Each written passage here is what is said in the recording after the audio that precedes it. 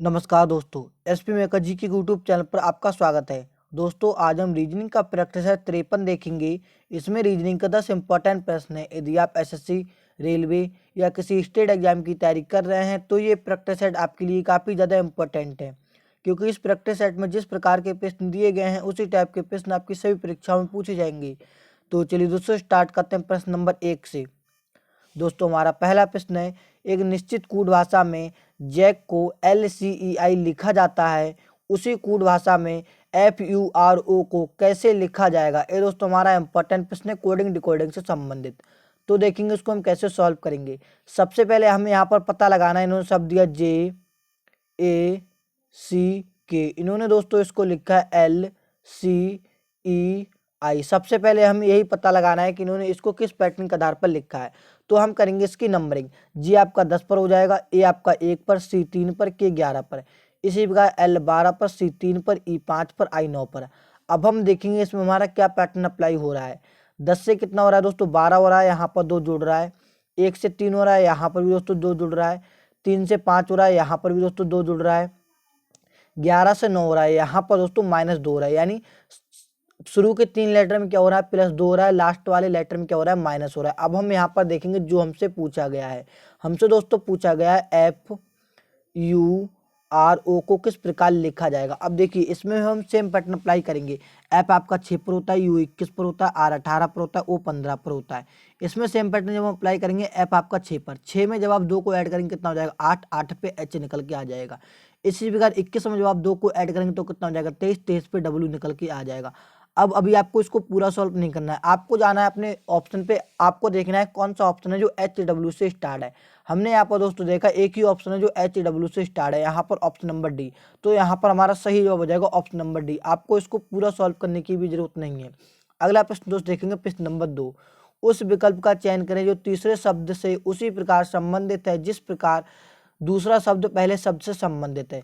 यानी आसान भाषा में समझे, सबसे पहले हमें यहाँ पर पता लगाना है कि उन्होंने विनम्रता का संबंध अभियान से किस प्रकार दिया है, तभी हम बता पाएंगे कि सभ्य का संबंध किससे होना चाहिए।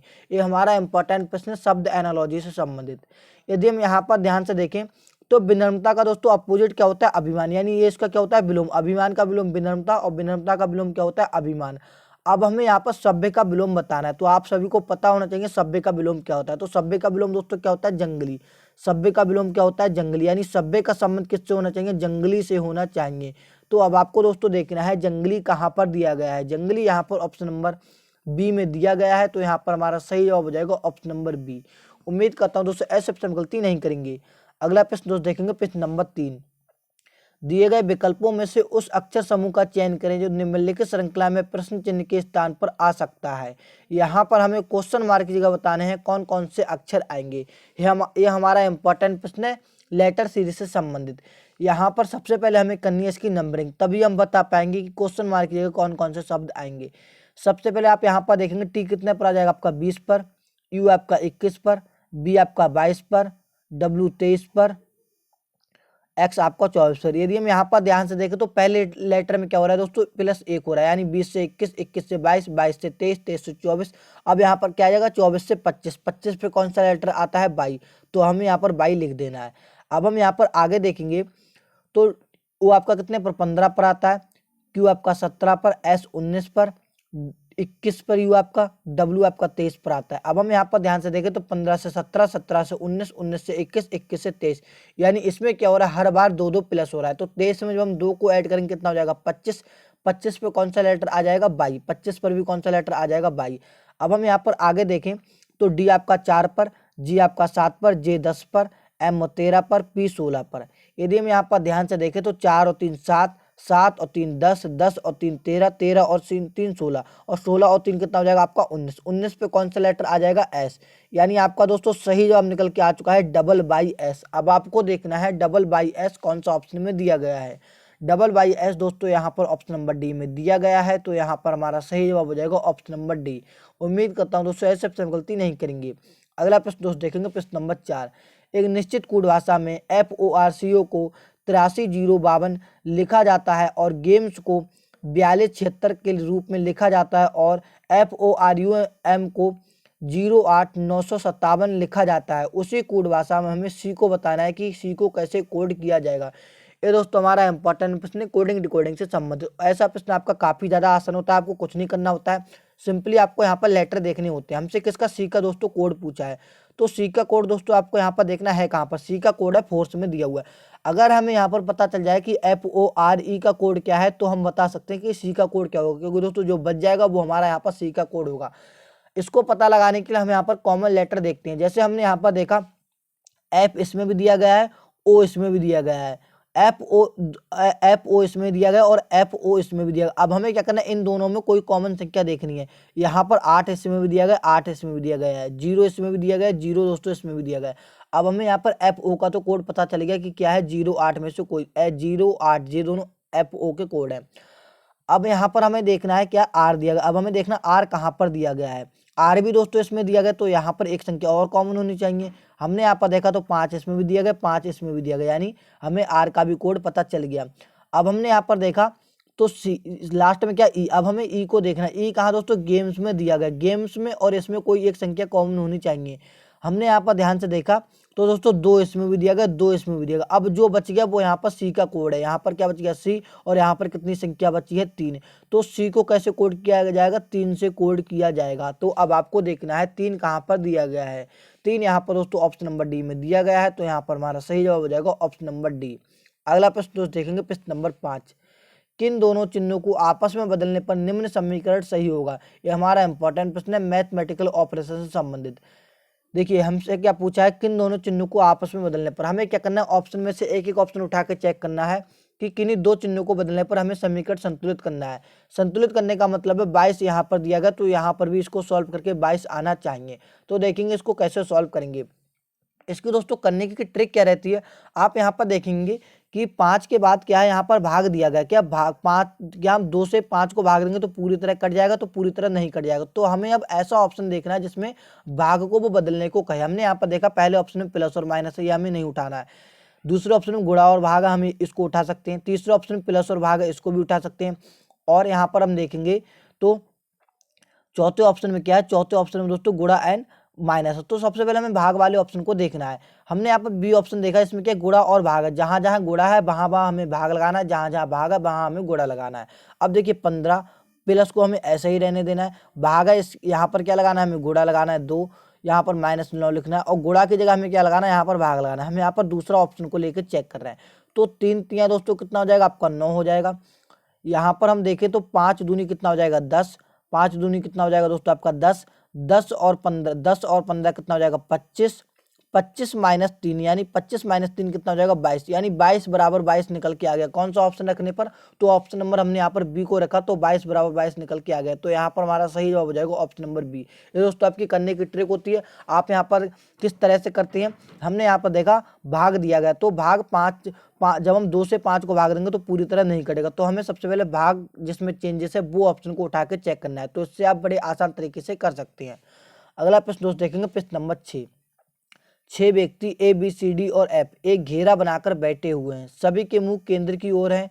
बी ए और ई के बीच में बैठा है, सी डी और एफ के बीच में बैठा हुआ है, एफ के बाईं ओर बगल में बैठा है, ई के दाईं ओर बगल में कौन बैठा है। ये हमारा इंपॉर्टेंट प्रश्न है सिटिंग अरेंजमेंट से संबंधित। जब भी आपकी परीक्षा में ऐसा प्रश्न पूछा जाए तो आपको इसको किस तरह से करना है। आप यहाँ पर देखिए कितने व्यक्ति हैं, 6। तो सबसे पहले हमें क्या करना है, 6 व्यक्तियों को इस प्रकार उनकी पोजीशन दे देनी है। अब यहाँ पर एक एक लाइन को पढ़ के हम यहाँ पर सॉल्व करेंगे। प्रश्न कह रहा है जो बी है, बी वो क्या दोस्तों ए और ई के बीच में बैठा है। अब देखिए अभी हमें इसको नहीं करना है, हमें देखना है यहाँ पर जहाँ पर बाईं और दाईं ओर का कॉन्सेप्ट दिया हुआ रहे। हम यहाँ पर देखेंगे तो सी और डी क्या यहाँ पर लाइन में लिखा, सी जो है वो डी और एफ के बीच में बैठा है। हमें यहाँ से भी प्रश्न को नहीं सॉल्व करना है, हमें वहाँ से सॉल्व करना है जहाँ दाईं और बाईं की ओर बोला जाए। यहाँ पर हमने देखा तो एफ क्या दोस्तों ए के बाईं ओर बगल में बैठा, तो हमें ए वाली लाइन को करना है। एफ क्या दोस्तों, एफ क्या दोस्तों, किस एफ कहाँ बैठा है, एफ ए के बाईं ओर बगल में बैठा है, ए के बाईं ओर, तो ए हम यहाँ बनाएंगे तो ए का बायां क्या हो जाएगा, इधर को हो जाएगा। आगे अब हम यहाँ पर देखेंगे पहली लाइन को, बी क्या दोस्तों ए और ई के, बी दोस्तों ए और ई के बीच में बैठा है, तो बी बी हम यहाँ बनाएंगे और ई यहाँ आ जाएगा, इसी प्रकार से इसके बीच में आ जाएगा। आगे प्रश्न को पढ़ेंगे, सी डी और एफ के बीच में बैठा है, सी दोस्तों क्या है, डी और एफ के बीच में बैठा है। डी और एफ के बीच में कौन बैठा है, सी। सी को तो हम यहाँ पर लिखेंगे और डी यहाँ आ जाएगा, तो सी और डी, सी कहाँ पर, डी और एफ के बीच में बैठा है, तो ये वाली लाइन भी हमारी यहाँ पर पूरी हो गई। अब जो प्रश्न में हमसे पूछा उसका उत्तर बड़े आसान तरीके से दे सकते हैं। हमसे पूछा दोस्तों ई के दाईं ओर बगल में कौन बैठा है, तो ई के दाईं ओर बगल में कौन बैठा है, डी। तो अब आपको देखना है डी कहाँ पर दिया गया है, डी यहाँ पर दोस्तों ऑप्शन नंबर डी में दिया गया है, तो यहाँ पर हमारा सही जवाब हो जाएगा ऑप्शन नंबर डी। अगला प्रश्न दोस्त देखेंगे, प्रश्न नंबर 7। दिए गए विकल्पों में से उस संख्या का चयन करें जो निम्नलिखित श्रृंखला में प्रश्न चिन्ह के स्थान पर आ सकती है। यहाँ पर हमें दोस्तों क्वेश्चन मार्क की जगह बतानी है कौन सी संख्या आएगी। ये हमारा इंपॉर्टेंट प्रश्न है, नंबर सीरीज से संबंधित। तो देखेंगे इसको कैसे सॉल्व करेंगे। सबसे पहले हम यहाँ पर देखेंगे तो 2 से कितना हो रहा है दोस्तों, 4 हो रहा है, सॉरी 2 से कितना हो रहा है, 6 हो रहा है। तो यहाँ पर दोस्तों कितना प्लस हो रहा है, 4 प्लस हो रहा है।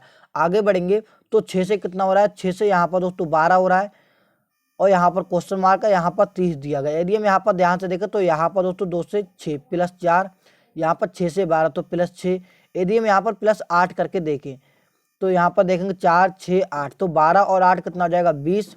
और इसी प्रकार जब हम 20 से 30 में बढ़ेंगे तो यहाँ पर हमें 10 को प्लस करना पड़ेगा। यानी इसमें जो हमारा पैटर्न अप्लाई हो रहा था वो क्या हो रहा था, प्लस 4 प्लस 6 प्लस 8 प्लस 10।